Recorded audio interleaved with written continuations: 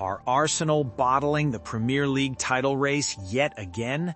Look at this incredibly aggressive pressing trap Mikel Arteta set for Pep Guardiola.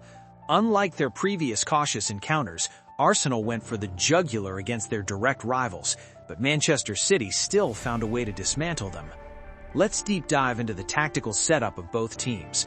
In the first phase of build-up, City stretched their center-backs as wide as possible, right to the edges of the penalty box, with their fullbacks pushing high and wide up the flanks. Notice Rodri positioning himself incredibly deep, almost inside his own box, to offer Donnarumma a secure passing option. Meanwhile, Bernardo Silva drops deep from the midfield line to help orchestrate the ball progression. But Arsenal predicted this exact approach. Arteta deployed a highly effective, aggressive pressing structure. Watch Kai Havertz. He orients himself to the left, deliberately cutting off the passing lane to City's right-sided center-back, Abdulkader Huseinov. Arsenal intentionally leave Marc Guéhi open on the left as a pressing trigger. The moment the pass goes to him, the trap snaps shut. Instead of just pressing zones, Arsenal went aggressively man-for-man in the engine room. Declan Rice pushes right up to the edge of City's penalty area to suffocate Rodri. Martin Zubimendi closely tracks Bernardo Silva's deep runs, and Martin Ødegaard steps up to cover the central passing lanes. The sheer determination from Arsenal is staggering. Just look at Gabriel. He completely abandons his center-back position to aggressively man-mark Rayan Cherki into the midfield, entirely focused on denying City any central joy. This high-stakes pressing from both sides created absolute chaos early on.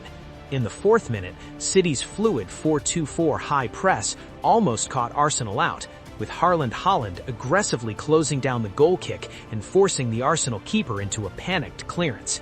However, it was Arsenal's pressing structure that actually delivered their goal. In the 18th minute, following a throw-in back to Donnarumma, Arsenal's high press is perfectly set.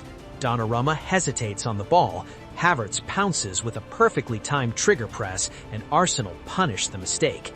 But just 2 minutes prior to that, in the 16th minute, City had shown exactly why they are champions.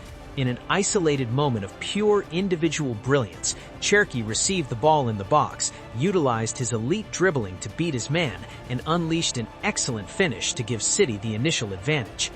When Arsenal had the ball, they opted to build up with an asymmetrical three-man backline, tucking their right back inside to form a three-man back while pushing their left back high up the touchline.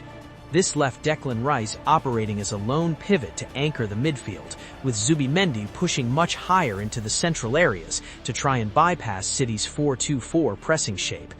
The game was on a knife's edge. Both teams had their moments, but City's elite quality in the final third proved to be the difference. Minutes before City's winner, Arsenal carved out a massive opportunity inside the City box, but Havertz couldn't find the clinical touch to convert, and against Pep Guardiola, missed chances are always punished. This brings us to the tactical movement that won the game.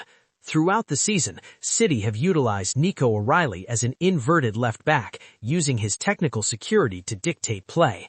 In the 65th minute, O'Reilly receives a pass from Donnarumma in that inverted midfield pocket. He immediately combines brilliantly with Jeremy Doku on the left wing, eventually receiving the ball back inside the Arsenal penalty area.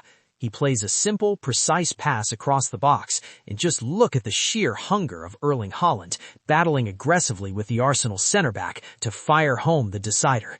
In a match defined by razor-thin margins, Arsenal's tactical bravery was ultimately undone by Manchester City's ruthless final third efficiency and fluid positional play.